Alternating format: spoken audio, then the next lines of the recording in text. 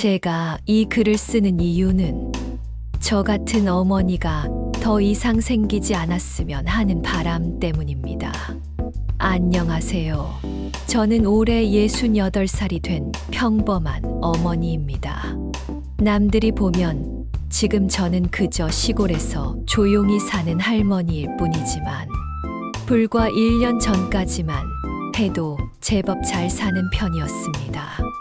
30년 넘게 운영하던 가게도 있었고 서울 변두리에 작은 아파트도 있었죠. 하지만 지금 제가 가진 것이라고는 시골에 있는 조그만 단칸방 하나뿐입니다. 많은 분들이 궁금해 하실 겁니다. 어떻게 이렇게 되었냐고요. 한숨이 나오지만 이야기를 시작해 볼까 합니다. 제 이야기가 누군가에게는 타산지석이 되었으면 하는 마음으로요. 저에게는 아들 하나, 딸 하나가 있습니다. 남들 말로는 아들, 딸 골고루 낳아 복 받았다고 했었죠. 두 아이 모두 서울의 좋은 대학을 나왔고 결혼도 좋은 사람들과 했습니다. 겉으로 보기엔 부러울 것 없는 가정이었습니다. 하지만 그때는 몰랐습니다. 자식을 위해 헌신하는 것이 때론 독이 될 수 있다는 것을. 자식 사랑이라는 미명하에 제 발등을 찍어왔다는 것을 말이죠. 이제부터 들려드릴 이야기는 한 어머니가 자식들을 위해 모든 것을 내어주다가 결국 무일푼이 되어버린 이야기입니다. 저는 이 이야기가 단순한 한탄으로 끝나지 않기를 바랍니다. 지금 이 글을 읽고 계신 어머님들, 특히 저처럼 자식들을 위해 무조건적인 희생을 당연하게 생각하시는 분들께 작은 경고가 되었으면 합니다. 저는 제 자식들을 위해 제 인생의 모든 것을 바쳤다고 해도 과언이 아닙니다. 아들이 대학에 들어갔을 때는 가게 뒷방에서 잠을 자가면서까지 등록금을 모았고, 딸이 유학을 가고 싶다고 했을 때는 집까지 담보로 대출을 받았죠. 엄마, 이번만 도와주면 평생 잊지 않을게. 어머니, 제가 나중에 꼭 효도하겠습니다. 그때는 그 말들이 그저 고마웠습니다. 자식들이 잘 되는 것보다 더 큰 행복이 있을까 싶었으니까요. 하지만 세월이 지날수록 그들의 약속은 공허한 말이 되어갔습니다. 아들은 결혼하고 나서는 명절에도 얼굴 보기가 힘들어졌습니다. 며느리가 시댁 오는 걸 싫어한다나 바쁘다나 전화로 명절 인사를 대신하는 일이 잦아졌죠. 처음엔 서운했지만 그래도 이해하려 했습니다. 요즘 세상이 그렇지 하면서요. 딸은 더했습니다. 결혼 후에도 매달 용돈을 달라고 손을 벌렸고, 아이를 낳고 나서는 육아에 도움이 필요하다며 매일같이 저를 불렀습니다. 제가 피곤하다고 하면 엄마는 내가 힘든 건 몰라주는구나 라며 서운해했죠. 가게 수입이 점점 줄어들면서 저도 힘들어지기 시작했습니다. 그때 자식들에게 조심스레 말을 꺼냈죠. 엄마도 이제 나이가 들어서 가게 좀 도와줄 수 있니? 병원비가 좀 부담되는데. 그러자 자식들의 반응은 차가웠습니다. 요즘 저희도 빠듯해서요. 엄마, 우리의 학원비도 감당하기 힘든데 30년 동안 한 번도 쉬지 않고 일했던 제 손을 잡아준 것은 자식도 며느리도 사위도 아니었습니다. 제가 쓰러졌을 때도 병원비가 부담된다며 빨리 퇴원하라고 재촉한 것이 제 자식들이었습니다.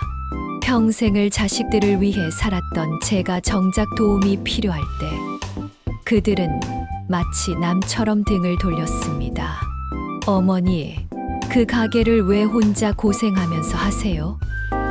제가 운영할 테니 저한테 맡기세요. 어느 날 아들이 불쑥 찾아와 던진 말입니다. 30년 넘게 운영해온 제 가게는 비록 작았지만 월 수입이 꽤 되는 편이었습니다. 처음에는 아들이 제 고생을 걱정해서 하는 말인 줄 알았습니다. 하지만 곧 그의 진심을 알게 되었죠. 알고 보니 아들은 사업에 실패하고 빚까지 지고 있었습니다. 제 가게를 팔아서 자신의 빚을 갚으려는 속셈이었던 거죠. 거절하자 아들은 돌변했습니다. 어머니는 자식 위하는 마음이 없으신 거예요. 제가 이러고 있는데 모른 척 하시게요. 딸도 만만치 않았습니다. 엄마, 오빠한테는 가게를 주려고 하면서 나한테는 왜 아무것도 안 주시려고 해요? 공평하지 않잖아요. 자식들의 다툼은 점점 더 심해졌습니다. 가게를 팔아서 반씩 나눠달라, 서울 아파트를 담보로 대출을 받아달라, 온갖 요구가 쏟아졌습니다. 처음에는 거절했지만 자식들의 막말과 협박은 날이 갈수록 심해졌습니다. 어머니가 도와주지 않으시면 저희 부부는 이혼할 수밖에 없어요. 그럼 손주들은 어떻게 되겠어요? 엄마는 자식들 잘 되는 게 싫으신가 봐요. 돈만 움켜쥐고 왜 이러세요? 급기야 아들은 제가 없는 날 가게 문을 따고 들어와 금고에 있던 현금을 모두 가져갔습니다. 경찰에 신고할 수도 없었죠. 내 자식인데 그저 눈물만 흘렸습니다. 딸은 더 교활했습니다. 제가 아플 때 병원에 데려가 주겠다며 은행에 들렀고 통장을 건네받자마자 제 도장을 몰래 써서 돈을 빼돌렸습니다. 나중에야 알게 된 일이지만 그 돈으로 자기 남편 사업 자금을 대주었다고 하더군요. 엄마, 나중에 꼭 갚을게요. 지금 안 도와주면 저희가 길바닥에 나앉아요. 매번 이런 말로 제 마음을 흔들었습니다. 자식 잘 되라고 평생 모아온 돈이 하나둘 사라져갔습니다. 통장 잔고는 바닥을 보였고 가게는 빚쟁이들이 찾아와 문을 닫아야 했습니다. 가장 큰 배신은 그 후였습니다. 제가 가진 것이 없어지자 자식들의 태도는 180도 바뀌었습니다. 전화도 받지 않고 만나자고 해도 바쁘다며 피했습니다. 설상가상으로 제가 아파서 수술이 필요하다고 했을 때는 어머니, 저희도 살기 바빠서 병원비는 어머니가 알아서 하셔야 할 것 같아요. 엄마, 우리 애들 학원비도 벅찬데 어떡해요? 죄송해요. 평생 자식들을 위해 살아온 제가 정작 도움이 필요할 때 그들은 마치 남처럼 차갑게 등을 돌렸습니다. 결국 저는 서울 생활을 정리하고 시골로 내려올 수밖에 없었습니다. 지금도 가끔 자식들에게서 연락이 옵니다. 하지만 그것도 돈이 필요할 때뿐이죠. 엄마, 혹시 통장에 얼마 남아있는 거 없어요? 어머니, 아직 보험 들어두신 거 있으시죠? 자식들은 아직도 제게서 뭔가 짜낼 것이 남아있나 찾고 있는 것 같습니다. 아이고, 작은 마트만 하셔도 잘 사시던 분이 어쩌다가 동네 이웃들은 제가 시골로 내려왔다는 소식을 듣고 한숨부터 내쉬었습니다. 30년 넘게 살던 동네를 떠나 시골로 내려온 제가 안쓰러웠나 봅니다. 특히 큰 힘이 되어준 건 옆집 박 할머니였습니다. 젊었을 때부터 제 단골 손님이었던 분이죠. 언니, 자식들이 그러면 안 되지. 우리 때는 부모님 재산이라고 해봤어. 다 부모님 세대 고생해서 모으신 거잖아. 박 할머니의 말씀이 가슴을 파고들었습니다. 맞습니다. 그 돈은 제가 피땀 흘려 모은 것이었습니다. 명절에도 쉬지 않고 가게를 열었고 아픈 몸을 이끌고 새벽부터 밤늦게까지 일했습니다. 하지만 더 가슴 아픈 건 다른 이웃들의 수군거림이었습니다. 자식을 잘못 키웠나 봐. 돈 때문에 저렇게 된 거래. 그래도 자식들이 어떻게 어머니를 저렇게 내팽개칠 수가 있어. 밤이면 이불 속에서 혼자 울었습니다. 자식들 잘 되라고 평생을 바쳤는데 돌아온 건 이웃들의 동정과 수군거림 뿐이었습니다. 가끔 동네 할머니들과 모여 앉으면 다들 자식 자랑입니다. 우리 아들이 어제 과일 바구니 보내왔어. 우리 딸이 이번 달에도 용돈을 넣어줬다니까. 그럴 때마다 저는 말없이 자리를 피했습니다. 제 자식 얘기를 하자니 부끄럽고 다른 사람 자식 얘기를 들자니 서러워서요. 몇 달 전에는 큰 충격을 받았습니다.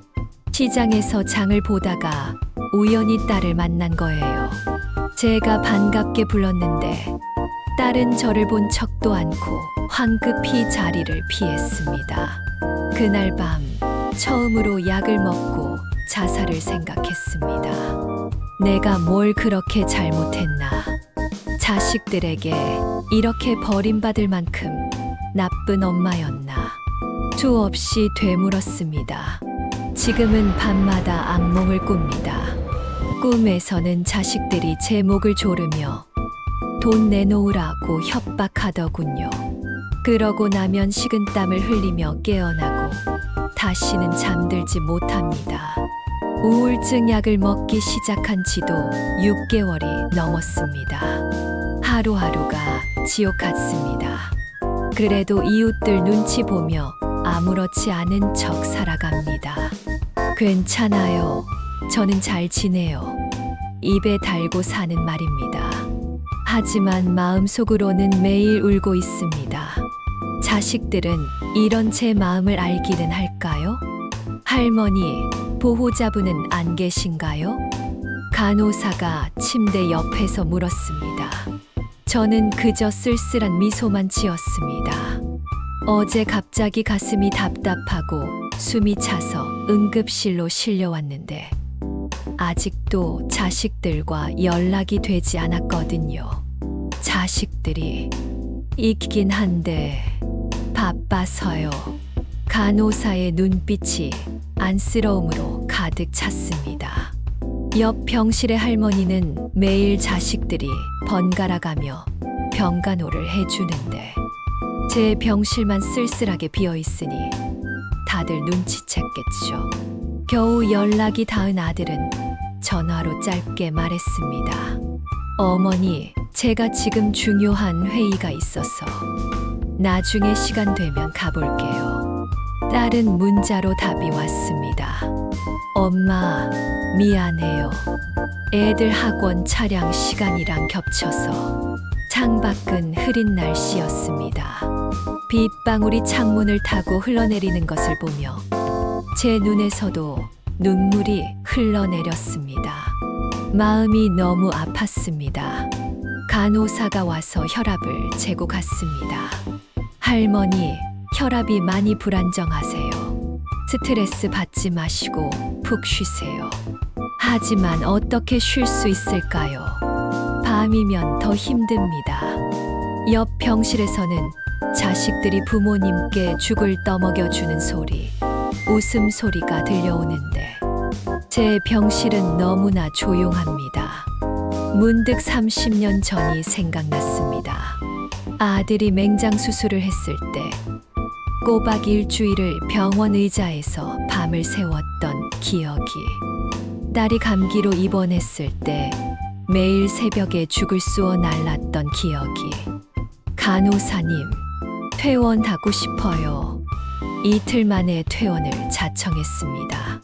의사 선생님은 더 관찰이 필요하다고 했지만 병원비가 걱정되기도 했고 무엇보다 이 쓸쓸한 병실에서 더는 견딜 수가 없었습니다.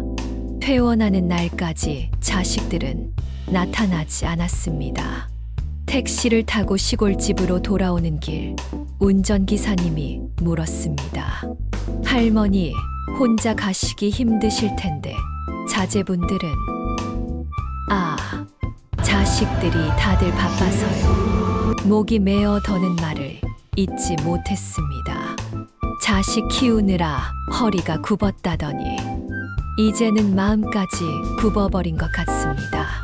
퇴원하고 며칠 후 저는 용기를 내어 아들의 집을 찾아갔습니다. 입원했던 일도 알리고 싶었고 무엇보다 손주들이 보고 싶었거든요. 떨리는 마음으로 아파트 초인종을 눌렀습니다. 딩동. 안에서 TV 소리가 들렸고 아이들이 뛰어다니는 소리도 들렸습니다. 하지만 아무도 문을 열어주지 않았습니다. 다시 한 번 눌렀습니다. 딩동 딩동.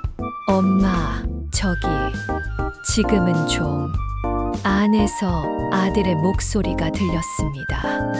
문은 여전히 닫혀 있었죠. 아들아, 엄마 잠깐만 보고 갈게. 입원했다가 퇴원했는데. 어머니, 지금 저희 좀 바빠서요. 다음에 오세요. 바빠서라니. 안에서 들리는 TV 예능 프로그램 소리와 아이들의 웃음소리가 제 가슴을 후벼 팠습니다. 며느리의 목소리도 들렸습니다. 여보, 빨리 끊어요. 저녁 먹어야 하잖아요. 서울까지 2시간 넘게 버스를 타고 왔는데 단 5분이라도 얼굴 보고 싶었는데 문 앞에 서서 한참을 눈물만 흘렸습니다.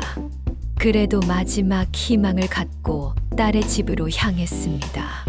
비가 추적추적 내리기 시작했지만 우산도 없이 1시간을 더 걸어갔습니다. 딸의 집 앞에 도착했을 때는 이미 옷이 다 젖어 있었습니다. 하지만 그곳에서도 돌아온 것은 실망뿐이었습니다. 현관 앞 CCTV를 통해 절 본 딸은 전화로 말했습니다. 엄마, 우리 집에 오지 마세요. 애들이 할머니 무서워한다고 했잖아요. 그리고 저희 이제 곧 외출하려고 하는데 비에 젖은 몸이 더욱 차갑게 식어갔습니다. 그래. 엄마가 잘못했다. 다시는 안 올게. 떨리는 목소리로 겨우 이 말을 남기고 발걸음을 돌렸습니다. 걸음을 옮길 때마다 무릎이 떨렸고 숨이 가빠왔습니다. 근처 놀이터 벤치에 앉아 한참을 울었습니다. 비는 계속 내렸고 저는 그대로 비를 맞았습니다. 추웠지만 마음이 더 추웠습니다. 지나가던 할머니 한 분이 우산을 씌워주셨습니다. 아이고, 여기서 이러시면 어떡해요. 많이 힘드신가 봐요. 그 따뜻한 말 한마디에 저는 더욱 서럽게 울었습니다. 낳을 때 예쁘다고 끔찍하게 아끼던 자식들은 이제 남보다 못한 사람이 되어버렸는데 오히려 모르는 이웃이 더 따뜻하게 대해주다니. 그날 밤 비에 흠뻑 젖은 채로 시골집으로 돌아왔습니다. 몸은 춥고 열이 나는데 마음은 그보다 더 아팠습니다. 이제는 정말 모든 것을 내려놓아야 할 때라는 걸 깨달았습니다. 이제 끝이구나. 떨리는 손으로 종이 한 장을 꺼내 편지를 썼습니다. 사랑하는 내 자식들에게 이제는 너희를 놓아주려 한다. 평생 너희만 바라보고 살았던 엄마지만 이제는 내 삶을 살아보려 한다. 미워하지는 않는다. 그쵸? 많이 슬프고 아프다. 편지는 쓰고 또 썼지만 결국 보내지 않았습니다. 대신 제 마음 한켠에 깊이 묻어두었죠. 다음 날 아침 고향으로 돌아가기로 결심했습니다. 40년 전 새색시로 떠나온 그곳으로 다시 돌아가기로 한 거죠. 짐을 정리하면서 자식들 어릴 적 사진을 보며 한참을 울었습니다. 뭐가 그리 예뻐서 이렇게 정성 들여 키웠나. 작은 트럭 하나에 제 인생 전부를 실었습니다. 가진 것이라곤 기초생활수 급자 통장과 몇 벌의 옷가지뿐. 그래도 이상하게 마음은 편했습니다. 자식들에게는 문자 한 통만 남겼습니다. 엄마는 고향으로 내려간다. 더는 찾아오지 말아라. 너희도 이제 각자의 삶을 살아라. 순천으로 가는 버스를 탔습니다. 창밖으로 스쳐 지나가는 풍경을 보며 생각했습니다. 이제는 나를 위해 살아야지. 고향 마을에 도착하자 어릴 적 기억이 물밀듯이 밀려왔습니다. 시골 마을은 많이 변했지만 그래도 정겨웠습니다. 월세 5만 원짜리 단칸방을 얻었습니다. 창문 밖으로 보이는 산자락이 마음을 달래주는 것 같았습니다. 아이고, 영숙이 아니여? 몇 년 만이여. 어릴 적 친구들이 반갑게 맞아주었습니다. 도시에서의 쓸쓸했던 날들과는 달리 이곳에선 모두가 오랜 친구처럼 대해 주었습니다. 자식들은 가끔 전화를 걸어옵니다. 하지만 이제는 받지 않습니다. 더는 상처받고 싶지 않아서요. 대신 텃밭을 가꾸고 마을 사람들과 이야기를 나누며 조용히 살아갑니다. 이제야 깨달았습니다. 자식들을 위해 살다 보니 정작 제 삶은 없었다는 것을. 늦었지만 이제라도 저를 위해 살아보려 합니다. 고향에서의 새로운 생활이 시작된 지도 어느덧 1년이 되어 갑니다. 처음에는 많이 힘들었습니다. 밤마다 자식들 생각에 잠을 이루지 못했고 문득문득 손주들 얼굴이 그리워 가슴이 미어질 때도 많았습니다. 하지만 시간이 약이었나 봅니다. 이제는 마을 할머니들과 함께 텃밭을 가꾸는 재미에 푹 빠졌습니다. 직접 기른 상추로 쌈을 싸 먹을 때면 서울에서 느끼지 못했던 작은 행복을 느낍니다. 영숙 씨, 오늘은 우리 집에서 막걸리 한잔 할까? 내일은 장날이니까 같이 가서 반찬거리 사러 가자고. 이웃들의 정겨운 목소리가 제 마음을 따뜻하게 해줍니다. 자식들에게 받지 못했던 관심과 사랑을 이웃들에게서 받고 있네요. 얼마 전에는 마을 노인정에서 하는 한글 교실에도 나가기 시작했습니다. 젊어서는 가게 일에 바빠서 그 후에는 자식 뒷바라지 하느라 못 배웠던 글을 이제야 배우고 있습니다. 이제 저는 알았습니다. 자식만을 위해 사는 것은 결국 나 자신을 잃어버리는 일이라는 것을. 자식에 대한 사랑이 때로는 독이 될 수 있다는 것을. 그리고 무엇보다 늦었다고 생각할 때가 가장 빠르다는 것을. 지금 이 글을 읽고 계신 부모님들, 특히 어머님들께 말씀드리고 싶습니다. 당신의 인생에서 가장 소중한 사람은 바로 당신입니다. 자식을 위해 당신의 모든 것을 내어주지 마세요. 당신이 행복해야 자식도 행복할 수 있습니다. 자식에 대한 사랑도 적당한 선을 지켜야 합니다. 저는 이제 새로운 꿈이 생겼습니다. 한글을 완전히 깨우쳐서 제 이야기를 책으로 써보고 싶어요. 혹시 모르죠. 저처럼 힘들어하는 어머님들에게 작은 위로가 될지. 인생은 생각보다 길지 않습니다. 하지만 동시에 새로운 시작을 하기엔 결코 늦지 않았다는 것도 깨달았습니다. 저처럼 자식 때문에 가슴 아파하시는 부모님들, 이제는 당신의 행복을 찾으세요. 그것이 제가 긴 시간 방황 끝에 깨달은 가장 소중한 진실입니다. 여러분의 가슴에 이 이야기가 작은 울림이 되었기를 바랍니다. 더 많은 분들에게 이런 진심 어린 이야기를 전하고 싶습니다. 구독과 좋아요, 그리고 알림 설정까지 해주시면 앞으로도 여러분의 마음을 울리는 진솔한 이야기로 찾아뵙겠습니다. 댓글로 여러분의 이야기도 들려주세요. 우리 모두의 이야기가 누군가에겐 큰 위로가 될 테니까요. 다음 영상에서 또 만나요. 감사합니다.